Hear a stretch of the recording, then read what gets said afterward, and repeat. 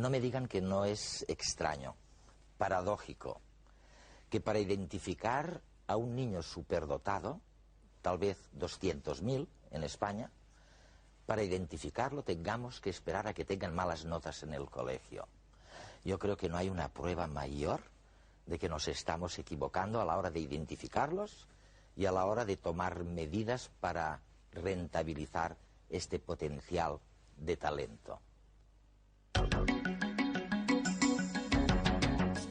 El psicólogo Joseph Renzulli es director del Centro Nacional de Investigación en Superdotados y con Talento en Connecticut, Estados Unidos. En su programa educativo ha redefinido el concepto de la superdotación.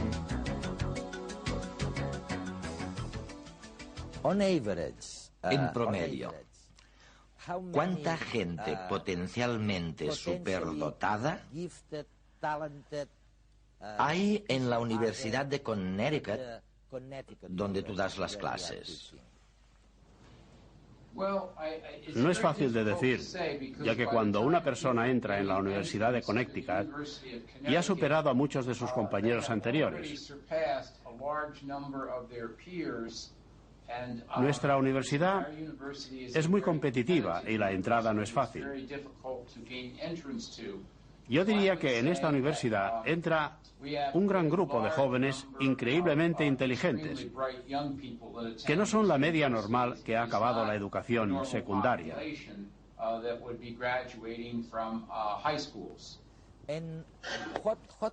¿Y qué pasa con los que son más normales? Quiero decir, ¿podemos tener alguna idea del porcentaje de recién nacidos que potencialmente tienen talento, son superdotados?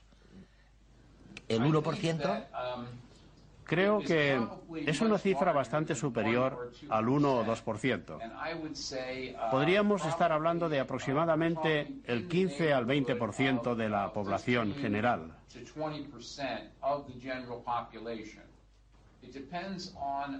¿Tantos? Depende del criterio utilizado. En los albores de los estudios sobre los superdotados, se tendía a considerarlos un porcentaje muy pequeño, del 1 o 2%. Incluso algunos investigadores llegaban al 5%. Sin embargo, recientemente ha habido muchos estudios que apuntan a un concepto diferente de superdotado. Estos estudios están basados en una visión más amplia de la inteligencia.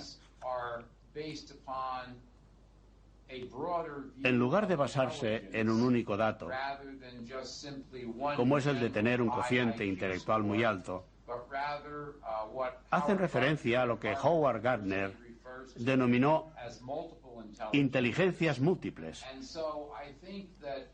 Y creo que la tendencia de hoy es tener en cuenta otras características, además de, no en lugar de, la inteligencia.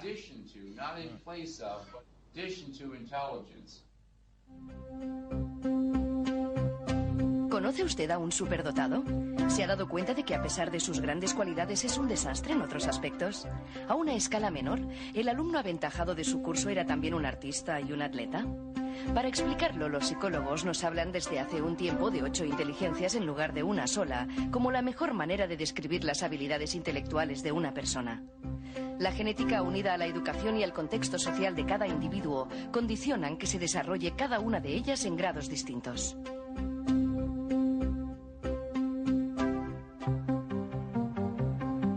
La inteligencia verbal se refiere a la capacidad de dominar las palabras, ya sea de forma oral o escrita. Los amantes de la escritura, la lectura o los crucigramas tienen un buen desarrollo de esta inteligencia. Hemingway o Winston Churchill gozaron de esta habilidad. Einstein, Kasparov o Bill Gates, en cambio, son ejemplos de talentos en inteligencia lógica. Los problemas aritméticos, los juegos de estrategia o el diseño de experimentos son sus puntos fuertes. En inteligencia visual encontramos a fans de laberintos y puzzles que tienen gran capacidad de crear imágenes mentales.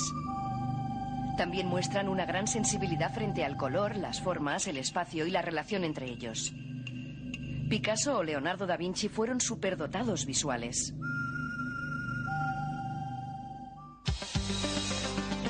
Cuando pensamos en estructuras rítmicas y musicales, en los grandes compositores de la historia, estamos hablando de inteligencia musical. A los que gozan de esta habilidad, cantar y hacer ritmos, incluso con su propio cuerpo, les resulta tan sencillo como respirar. Además, discriminan sonidos que pasan desapercibidos a otros.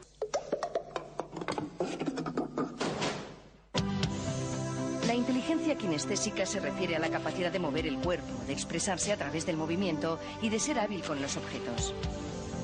Atletas y bailarines, pero también los grandes modistos o artesanos de la madera son los modelos. Los grandes líderes de la historia, como Jesucristo o Martin Luther King, tuvieron probablemente una gran inteligencia interpersonal. Fueron grandes comunicadores, capaces de entender e interpretar el comportamiento y sentimientos de los demás.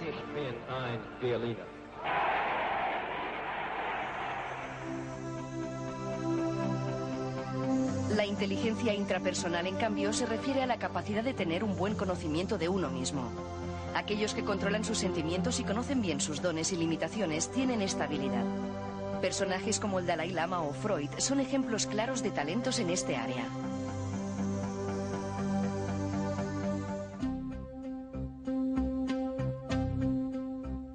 Finalmente, también podemos hablar de inteligencia naturalista, que define la capacidad de reconocer y clasificar formas y estructuras en la naturaleza. Las personas que entendieron el mundo natural, incluyendo a plantas, animales y astros, como Darwin, Cousteau o Sagan, son personajes destacados.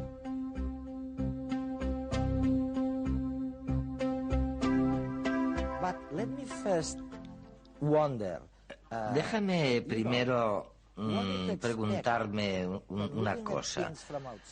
Cuando miras estos temas desde fuera, tienes tendencia a identificar a una persona muy inteligente por las notas excelentes que seguramente tendrá en la escuela.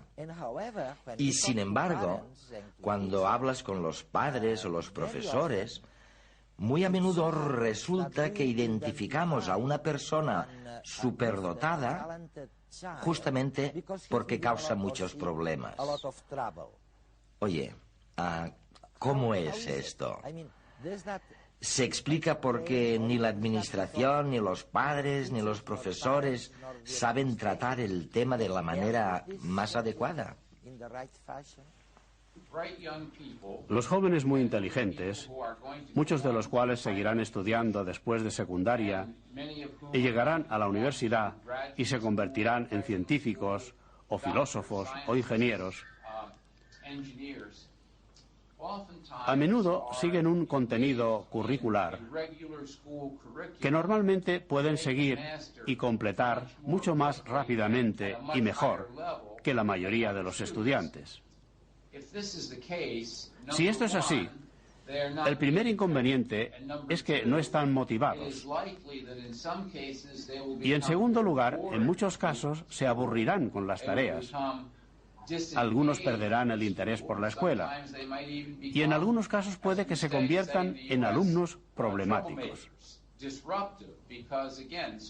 Su principal problema es que la escuela no es un lugar de motivación para ellos. Es por esto que creo que es muy importante que hagamos todos los cambios necesarios en los programas educativos de estos jóvenes de dos formas.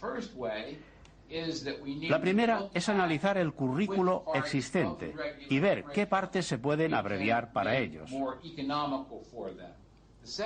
Y en segundo lugar, hay que proporcionar a estas personas la oportunidad de que tengan actividades más productivas, más motivadoras, como talleres de escritura creativa, talleres de arte creativo, proyectos de investigación, que puedan utilizar las técnicas y la metodología de las personas que tratan con los aspectos más creativos y productivos de estos campos.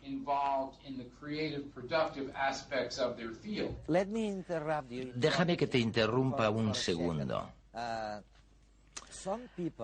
Hay gente que dice que si intentas separar a estos superestudiantes, superdotados, del resto de la clase, y si los juntas a todos en una clase especial, que esto, dicen, podría conducir a un cierto elitismo en la educación que probablemente no fuera bueno. Bueno, personalmente no lo creo. Pero, ¿qué les dirías tú a la gente que tiene dudas sobre esta idea de juntar a los superdotados en un grupo específico? Creo que lo primero que debemos tener en mente es que la igualdad de oportunidades no quiere decir que se proporcionen las mismas experiencias a todos los estudiantes. Y creo que lo que es verdadera igualdad es proporcionar a los jóvenes experiencias según sus niveles de habilidad, su capacidad. Esto no quiere decir que tengamos que separar a todos los estudiantes todo el tiempo. Pero si unos jóvenes están más avanzados en un área como matemáticas o en química, que es tu área, entonces debemos proporcionar un espacio al día o a la semana en el que los estudiantes podrán juntarse para tener un nivel adecuado de motivación.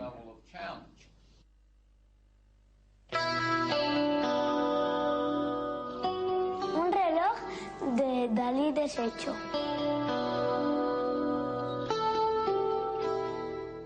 Con 3 años hizo un dibujo que era una pasada. Una pasada. Nos dibujó a su padre, a mí embarazada, pero vamos, genial, ¿eh? Y bueno, que luego lo veía siempre con los libros, y no he jugado nunca, o sea, con libros, aburrido con los niños, problemas con los niños. Y ya en primero de primaria la profesora nos dijo que pensaba que era superdotado, que convendría hacerle las pruebas. Y sigue teniendo problemas con los niños porque es que se aburren. A lo mejor viene algún niño a casa y le saca, yo qué sé, un documental del cuerpo humano o un documental de peces o de fósiles o de arte. Le saca un libro de arte y los niños salen aire, será. Y claro, sufres a tu manera porque lo ves solo en el patio, pero no, es un niño que es muy feliz porque él habla con la gente mayor y se lo gana, es que tiene como un imán. Pero claro, con los de su edad se aburre bastante.